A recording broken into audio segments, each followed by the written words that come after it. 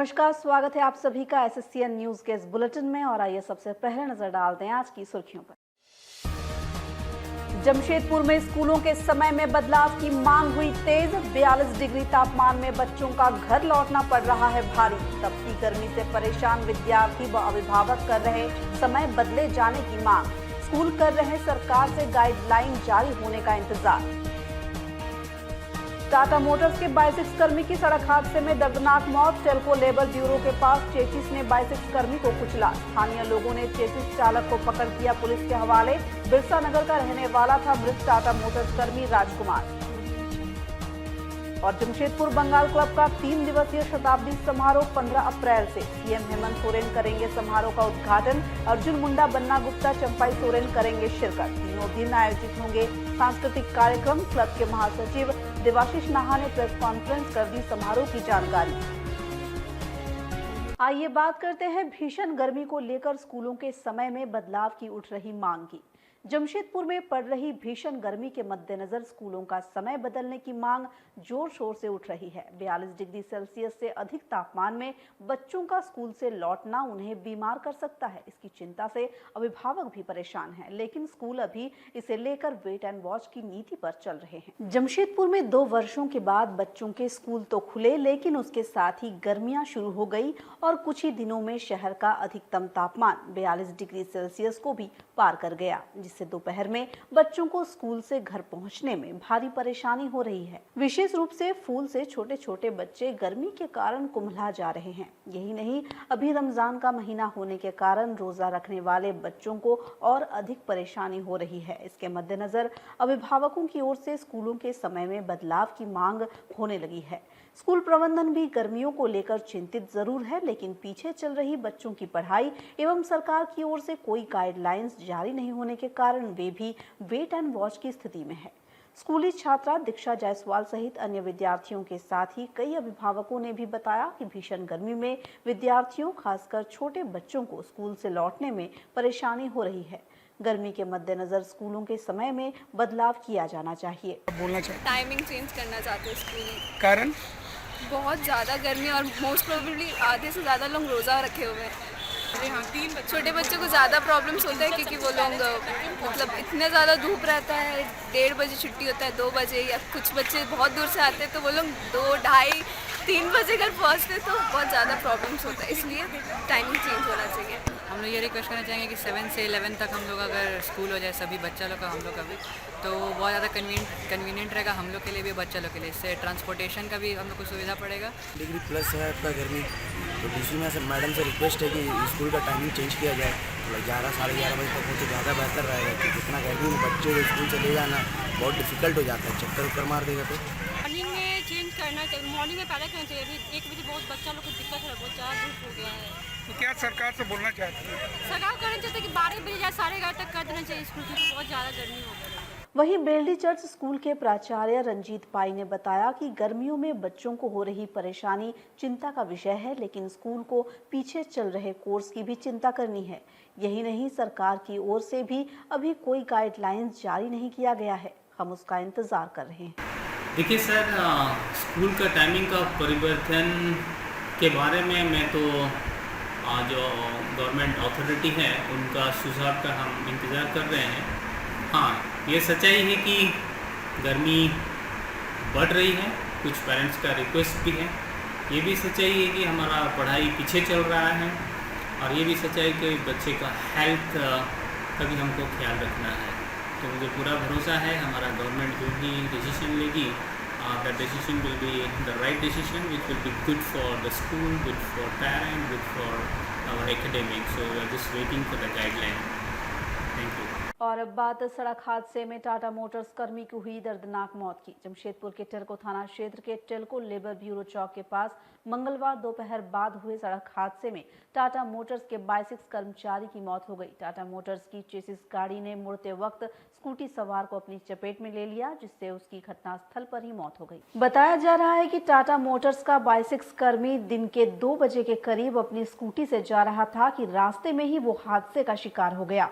बिरसा नगर zone number 5 के रहने वाले राजकुमार टाटा मोटर्स के हीट ट्रीटमेंट प्लांट में बाइसिक्स कर्मचारी के रूप में कार्यरत थे। बताया जा रहा है कि वो ए शिफ्ट ड्यूटी करने के बाद कंपनी से अपनी स्कूटी से घर लौट रहा था। इसी दौरान लेबर ब्यूरो चौक के पास तेज गति से आ रही चेसिस की चपेट में आ गया। चेसिस के धक्के से जख्मी होकर वहीं गिर गया और उसकी घटनास्थल पर ही मौत हो गई। सूचना पाकर पहुंची पुलिस ने शव को पोस्टमार्टम के लिए भेज दिया है। पुलिस मामले की छानबीन कर रही है। घटना के बाद मौके पर मौजूद स्थानीय लोगों ने चेसिस चालक को पकड़ लिया। चेसिस चालक निरंजन भी बिरसानगर का ही रहने वाला है। पुलिस ने चालक के विरुद्ध वैधानिक कार्रवाई शुरू कर दी है। वो करीब 2-2:15 बजे 22 थे, काम करने वाले 22 कंपनी का जो इंजन निकलता है ना, उसी से ये घटना तो ड्यूटी से निकल जाए, कंपनी का चेसिस था, इंजन लोड किया हुआ था कि खाली था, आए हम उनको चढ़ा करके निकल गए। जगह पर मौत हो गई। जब अपने कागज पेपर बनाने के लिए गया आदमी, यही पर स्पॉट पूरे। आइए अब बात करते हैं 15 अप्रैल से शुरू हो रहे बंगाल क्लब के शताब्दी समारोह की। जमशेदपुर के सांची स्थित बंगाल क्लब के 100 साल पूरे होने पर 3 दिवसीय समारोह आगामी 15 अप्रैल को पोइला बोईशाख के दिन से आरंभ होंगे। इस 3 दिवसीय आयोजन में विविध सांस्कृतिक कार्यक्रम आयोजित किए जाएंगे। बंगाल क्लब के महासचिव देवाशीष नाहा ने प्रेस कॉन्फ्रेंस में उक्त जानकारी दी। जमशेदपुर में बांग्ला कला संस्कृति को संस्थापित कर उसे पल्लवित पुष्पित करने में अहम भूमिका निभाने वाली संस्था बंगाल क्लब ने अपनी स्थापना के 100 वर्ष पूरे कर लिए हैं। इस अवसर पर क्लब की ओर से 3 दिवसीय समारोह का आयोजन किया जा रहा है। बंगाल क्लब की कार्यकारिणी समिति की ओर से आयोजित हो रहा शताब्दी समारोह आगामी 15 अप्रैल को पोइला बोईशाख के दिन से क्लब परिसर में आरंभ होगा। क्लब के महासचिव देवाशीष नाहा ने प्रेस कॉन्फ्रेंस कर बताया कि शुक्रवार को सुबह मुख्यमंत्री हेमंत सोरेन मुख्य अतिथि के रूप में समारोह का उद्घाटन करेंगे, जबकि समारोह में केंद्रीय मंत्री अर्जुन मुंडा, राज्य के मंत्री बन्ना गुप्ता, चंपई सोरेन, सांसद विद्युत वरण महतो, पूर्व मुख्यमंत्री रघुवर दास, पूर्व मंत्री सह विधायक सरयू राय सहित जिले के सभी विधायकों को मंत्री के रूप में आमंत्रित किया गया है। समारोह के तहत 3 दिन विशेष सांस्कृतिक कार्यक्रम आयोजित होंगे। देवाशीष नाहा ने बताया कि 15 अप्रैल की शाम प्रसिद्ध बांग्ला गायिका जयती चक्रवर्ती का कार्यक्रम होगा, जबकि 16 अप्रैल की शाम सरोद वादक अमान अली बंगस व तन्मय बोस अपनी प्रस्तुति देंगे। वहीं 17 अप्रैल को वायलिन वादक सौरेंद्र मल्लिक एवं गायक सौम्यजीत दास अपनी प्रस्तुतियां देंगे। 100 साल का 100 साल होने जा रहा है। ये हमारा उद्घाटन होगा। हम लोग का बंगाली जो न्यू ईयर्स है, पोइला बोईशाख का दिन सुबह 11 बजे हमारा इनाग्रेशन है। इसमें हमारा मुख्य अतिथि है हमारा झारखंड गवर्नमेंट के चीफ गेस्ट मुख्यमंत्री है हमारा हेमंत सोरेन जी, चीफ गेस्ट है। उसमें हम अर्जुन मुंडा जी, रघुवर दास जी, चंपई सोरेन जी, बन्ना गुप्ता जी, विद्युत वरण महतो,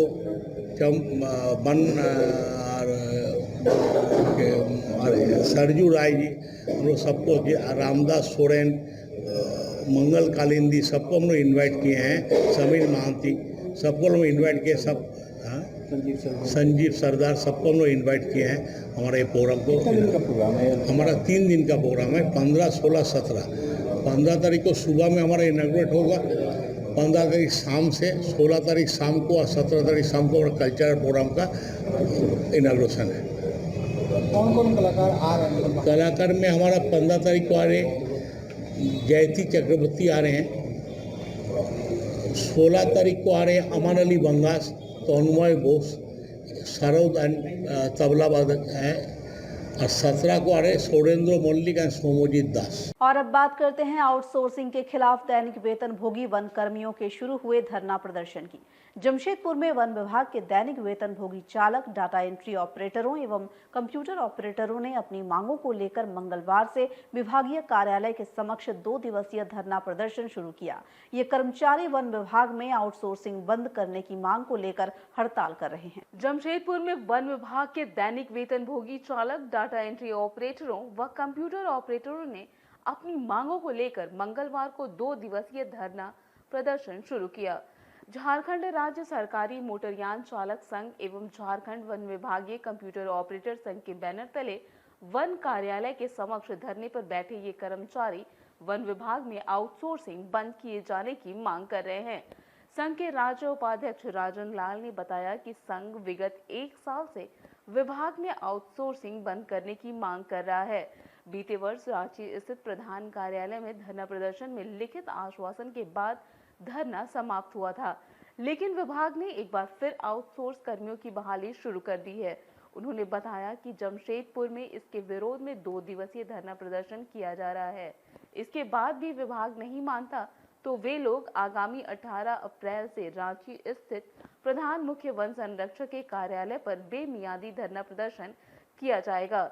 उन्होंने बताया कि पूरे राज्य में लगभग 1100 से अधिक आउटसोर्स कर्मचारी कार्यरत हैं। उन्हें नियमित करने के बजाय विभाग में आउटसोर्स कर्मियों से काम लिया जा रहा है, जिसका संघ विरोध करता है। वन विभाग से सभी यहाँ कर्मचारी है जो बैठे हुए, हमारी मुख्य मांगे हैं कि ये आउटसोर्सिंग जो सरकार के द्वारा निकाली गई है उसे अभिलंब रद्द करें। और हम लोग कुल झारखंड में 1054 आदमी है, ये आउटसोर्सिंग से इन्हें क्षति होगी। तो इसलिए हमारी 2 दिवसीय धारणा लेके आज हम बैठे हुए हैं यहाँ। जब तक हमारी मांग पूरा नहीं होगी, तो यदि विभाग द्वारा ये मांग रद्द की जाती है तो हम ये धारणा को यहाँ समाप्त करेंगे।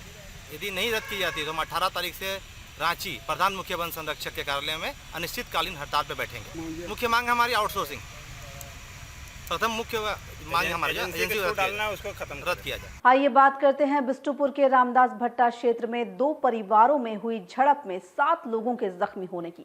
जमशेदपुर के बिष्टुपुर थाना अंतर्गत रामदास भट्टा क्षेत्र में 2 परिवारों में हुई मारपीट में दोनों पक्ष के 7 लोग जख्मी हो गए। लाठी डंडों एवं ईंट पत्थरों से हुई मारपीट में घायल 2 लोगों का टीएमएच में जबकि और 2 लोगों का एमजीएम अस्पताल में इलाज चल रहा है। बता दें कि बिष्टुपुर थाना अंतर्गत रामदास भट्टा क्षेत्र में पारिवारिक विवाद को लेकर 2 पक्ष आपस में भिड़ गए।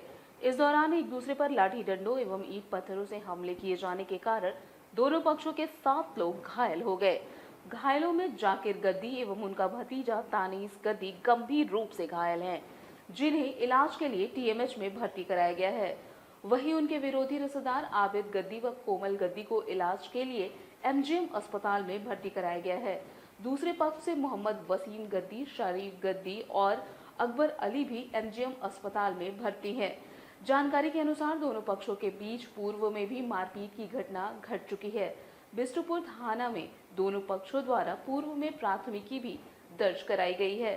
सूचना के अनुसार सोमवार को जाकिर गद्दी अपने भतीजे दानीस के साथ अपनी बहन के घर दावत पर गया था। इसी बीच मोहम्मद वसीम गद्दी व उनके समर्थकों ने उन पर ईंट पत्थरों से हमला कर दिया। इसके बाद दूसरे पक्ष के लोगों ने भी ईंट पत्थर चलाए। वहीं दोनों ओर से लाठी डंडों व रॉड से भी हमले किए गए, जिसके कारण वहां अफरा तफरी मच गई।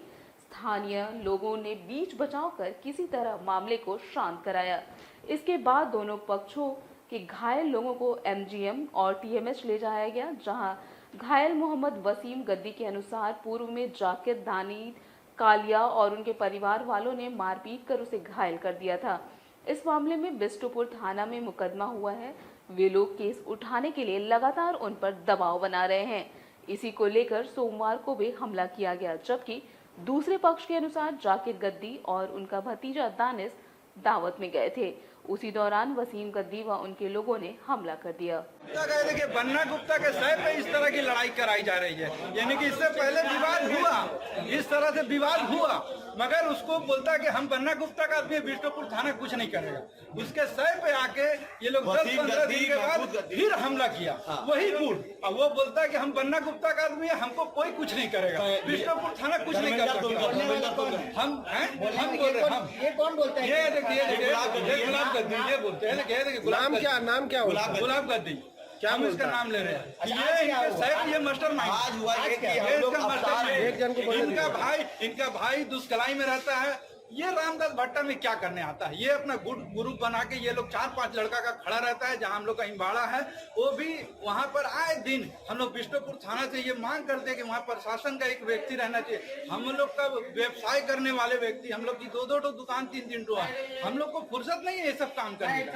अगर हम लोग काम धंधे में आए दिन हम लोग को धमकी देते रहता है, जान का खतरा है। और हमारा एक समाज का, गद्दी समाज के बारे में भी हम बोलते हैं, एक ऐसा विवाद कानून है कि आज हम अपने प्रशासन से अपने कार्रवाई करने की मांग करेंगे तो हमारा हुक्का पानी बंद कर दिया जाएगा, हमसे पैसा मांगा जाएगा कि आप क्यों गए थाना, तो कल हमारा जान भी चला जाएगा भाई। हम प्रशासन पर जाएंगे तो हम भी ये मांग करते हैं सरकार से कि हमारी पंचायत से भी ऐसा कानून को हटवाया जाए कि किसी का जान का खतरा रहे, वैसा कानून आप पंचायत में ना रखें। आज क्या हुआ था? आज हमारा भाई, हम लोग अवतार करने, मेरा भगना लोग जा रहा था, हम लोग सब करके आ रहे थे। ये लोग 4-5 दिन से ये लोग धमकी दे रहे थे, 4-5 आदमी कि हम लोग पन्ना गुप्ता का आदमी है, आप लोग हत्या भी कर देंगे तो हम लोग को कुछ नहीं करेगा। उसमें एक उसका मास्टर माइंड गुलाब गद्दी रहता है, जो कि वहाँ पर ही इसका यानी की तरफ से गया था, और उसके चलते ये लोग पूरा मास्टर माइंड मिल के ग्रुप पहले से खड़ा था। जैसे ये लोग निकला सारा हमला कर दिया पूरा मिल के, और पूरा यानी कि मेरा भाई का भी एक पूरा सर फटा हुआ है, आप जाके देख लीजिए। और विष्णुपुर थाना 15 दिन से ये लोग का वारंट निकला है, यानी कि ऊपर से दबाव है ना क्या, एक कार्रवाई नहीं विष्णुपुर थाना की। कितने को चोट लगी है? 4-5 आदमी को चोट, लड़ाई में तो किसी को भी चोट लग सकती है। आबिद गद्दी और भी एक कोमल गद्दी है, जो उस तरफ से जब लड़ाई होता है तो उसमें किसी को भी चोट क्या लग चीज से सकती है। मारा उन लोग? ईटा पत्थर चलने लगा, रॉड से मारा, रड भी लेके आया था पहले, रॉड लेके आया था मारने के लिए। और उसमें वसीम गद्दी रहता है और गुलाब गद्दी का भाई इसलिए आता है और कि वो पन्ना गुप्ता का यानी कुछ काम किया है चुनाव में, आगे चुनाव में, तो वो बोलता है हम किसी की हत्या भी कर देंगे तो हमारे यानी कि नेता का सही है, इसलिए विष्णुपुर थाना कोई कार्रवाई नहीं करती, आज तक कभी गिरफ्तारी करने एक मर्तबा नहीं आई। और अब बात करते हैं बारड़ी बाजार में आग लगने से मोबाइल दुकान के जलकर खाक होने की। जमशेदपुर के सीधगुड़ा थाना अंतर्गत बारड़ी बाजार में सोमवार देर रात एक मोबाइल दुकान में अचानक आग लग जाने से दुकान जलकर खाक हो गई, जबकि आसपास की कुछ और दुकानों को भी नुकसान पहुंचा है। सूचना पाकर पहुंची फायर ब्रिगेड की टीम द्वारा मशक्कत कर आग बुझाए जाने से आग आगे नहीं बढ़ सकी। रामनवमी के अखाड़ा जुलूस को लेकर बंद बारड़ी बाजार स्थित एक मोबाइल दुकान में सोमवार देर रात अचानक आग लग गई। अगलगी की घटना से पूरे बाजार क्षेत्र में अफरा तफरी मच गई। सूचना मिलने पर रामनवमी के झंडा जुलूस से वापस लौट रहे स्थानीय लोग भी मौके पर पहुंच गए और पुलिस व फायर ब्रिगेड को आग लगने की सूचना दी। सूचना मिलने पर वहां पहुंची फायर ब्रिगेड की टीम ने कड़ी मशक्कत कर आग पर काबू पाया, लेकिन तब तक मोबाइल दुकान जलकर खाक हो चुकी थी।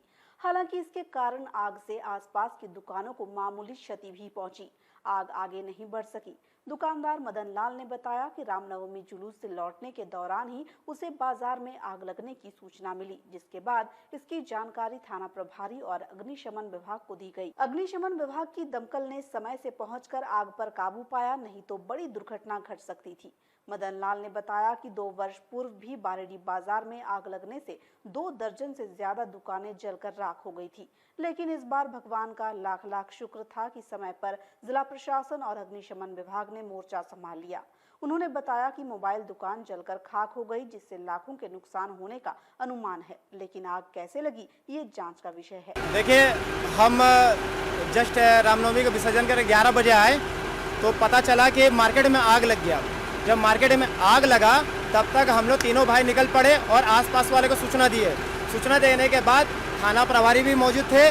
मैंने फायर ब्रिगेड को फ़ोन किया, गोलमुरी वालों को फ़ोन करने के बाद मैंने सिटी एसपी को भी नंबर लगाया, शायद व्यस्त होंगे, और सीनियर सर को भी लगाया, शायद व्यस्त होंगे। उसके बाद मैंने अपने सगा संबंधित जो भी है उसको फ़ोन लगाया, वो तत्काल मौके वारदात पे पहुँचे। यहाँ तक कि फायर ब्रिगेड ने, गोलमुरी वाले ने तय समय से वाक़े में आने में समय लगता है, लेकिन यथास्थिति को काबू में कर लिया गया। ये हमारे लिए गनीमत है, क्योंकि बीते 2 साल पहले जो बड़ा नुकसान हुआ था वो नुकसान होने से बच गए। लेकिन मैं फिर कह रहा हूँ, जो दुकान के निर्माण की सीमा होती है ना, उसको कंट्रोल किया जाए। इस निर्माण की सीमा में ना शायद शॉर्ट सर्किट हो गया होगा, चाहे कुछ भी हो गया होगा, ये हमारे लिए है।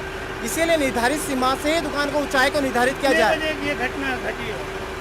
मेरे ख्याल से मेरे पास 11 बजे लमसम फ़ोन आया, 11:15 बजे, और मैं सोने ही बेड में गया था। तब तक हमारी भतीजी ने फ़ोन किया कि मार्केट में आग लग गई है। तो आग लगा तो साहू मोबाइल के दुकान पर आग जल रही थी। तो आते आते मैंने फायर गोलमुरी को फ़ोन किया। सर वही अनुमानित, देखिए मोबाइल है, बड़ा बड़ा कॉस्टली मोबाइल होता है, 30,000 का, 40,000 का, काफ़ी लाखों में नुकसान हुआ। लेकिन बीते साल से मैं ये कहता हूँ कि राम भगवान की कृपा हो कि आज बड़े नुकसान होने से बच गया बारड़ी मार्केट। फायर ब्रिगेड और प्रशासन की चौकचंद व्यवस्था से आज हम बड़े नुकसान से होने से बच गए। और आज के इस बुलेटिन में फिलहाल इतना ही। हम फिर हाजिर होंगे कुछ और नई ताज़ा खबरों के साथ। तब तक के लिए SCN न्यूज़ की पूरी टीम की ओर से मुझे दीजिए इजाज़त। नमस्कार।